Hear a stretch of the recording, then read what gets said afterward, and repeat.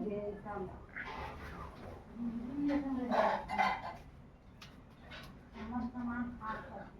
हम लोग एक चैप्टर को यानी पहला चैप्टर फिजिक्स का वैद्युत आवेश तथा क्षेत्र, इंग्लिश में इलेक्ट्रिक चार्ज एंड फील्ड।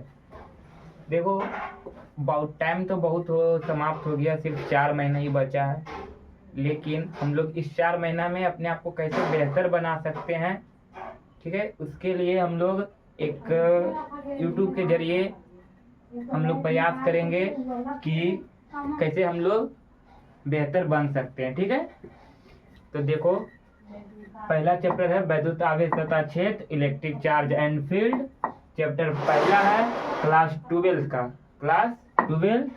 अब देखो इसमें सबसे मोस्ट इम्पॉर्टेंट टॉपिक है आवेश, जो सब्जेक्टिव में VBI रहेगा। ठीक है, सब्जेक्टिव VBI, हम उस टॉपिक को एकदम जल्दी से जल्दी समाप्त कर देंगे। ठीक है, तो पहला है आवेश। आवेश यानी चार्ज, चार्ज क्या होता है। ठीक है, तो देखो आवेश के बारे में एक वैज्ञानिक थे जो बेंजामिन फ्रैंकलिन। कौन थे? Benjamin Franklin. उन्होंने बताया था आवेश क्या होता है, चार्ज कैसे उत्पन्न होता है। ठीक है, तो देखो तो हम लोग आवेश के बारे में जानेंगे। तो आवेश ना वैद्युत का एक गुण है। किसका गुण है? वैद्युत का एक गुण है। तो हम लोग लिख सकते हैं आवेश एक वैद्युत का क्या है? गुण है। किसका?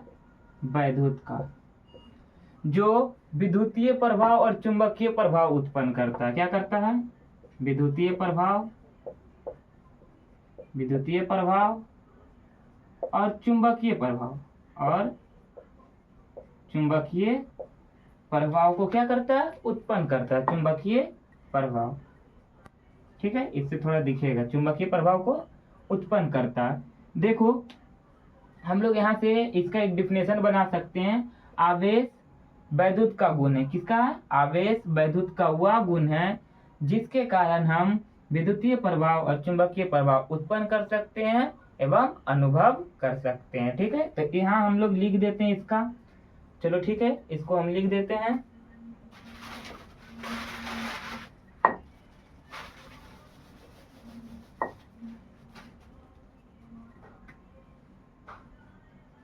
आवेश वैद्युत का वह गुण है,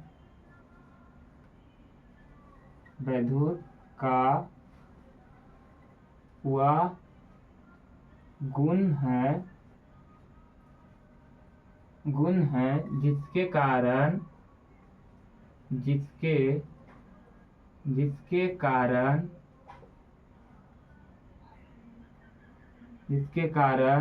हम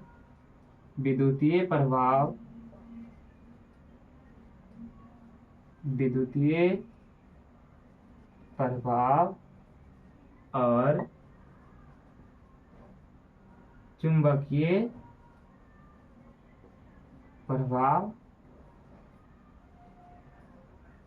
उत्पन्न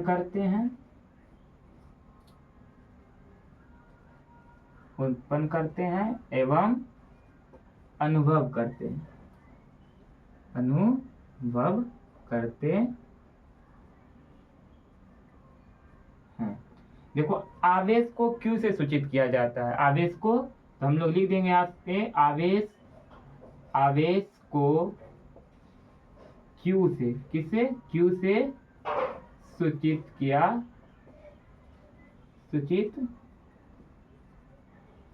किया जाता है। ठीक है, इतना तक हम लोग लिख देंगे। उसके बाद हम लोग इसका देखेंगे जो ऑब्जेक्टिव भी पूछा जाता है, यहाँ तक लिखना है। देखो दो नंबर के लिए ना इतना तक ही नहीं लिखना है, इसका जो भी जैसे आता है, मात्रक आता है, बीमा आता है, कैसी राशि होती है, ये सबको भी लिखना है। तो देखो इसका ये पहला तो राशि में जो राशि है ये अदिश राशि होती है। कैसी राशि होती है? अदिश राशि। राशि कैसी होती है? अदिश। देखो राशि होती है अदिश। इसका एक सूत्र आता है। क्या आता है सूत्र? होता है क्या? Q बराबर IT। अब यहाँ से देखो Q हमारा हो गया आवेश, और I जो है हमारा है धारा, क्या है, धारा, और T हमारा क्या है, तो T हमारा है समय।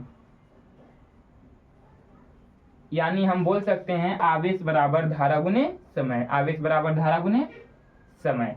यहाँ से हम लोग इसका मात्रक और बीमा निकाल सकते हैं। जैसे देखो इसका मात्रक हो जाता है, इसका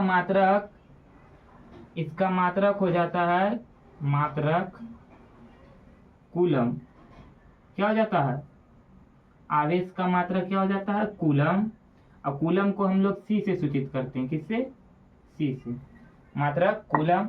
इसका जो बीमा बनता है, बीमा जो 12th में बहुत पूछा जाता है बीमा, ठीक है, बीमा डायमेंशनल फार्मूला, यानी बीमा बन जाता है इसका, देखो I के लिए हम लोग लिखते हैं A और T समय, यानी और यहाँ बड़ी कोट से इसको लिख देते हैं, यही हमारा हो गया क्या, बीमा। तो आवेश का बीमा पूछा जाता है, तो आवेश का बीमा क्या होता है, AT। मात्रक कूलम कैसी राशि होती है, अदिश राशि होती है। एक पूछा जाता है CGS मात्रक, क्या पूछा जाता है, CGS, तो CGS मात्रक हो जाता है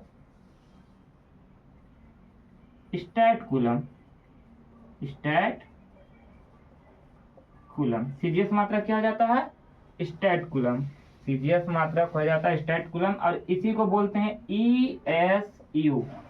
तुम लोग को स्टैट कूलम ना मिलकर ESU मिला तो वो भी क्या हो गया, CGS मात्रक, ठीक है। अब देखो एक कूलम बराबर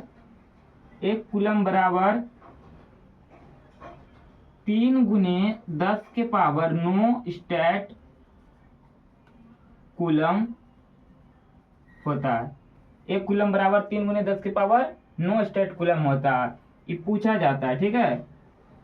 और पूछ दिया जाता है कि एक ESU बराबर कितना होता है, एक ESU बराबर, तो एक ESU बराबर होता है, यानी जब इसको नीचे करेंगे तो 1/3 गुने 10 के पावर -9 कूलम, क्या हो जाएगा, एक ESU बराबर 1/3 गुने 10 के पावर -9 कूलम, ठीक है।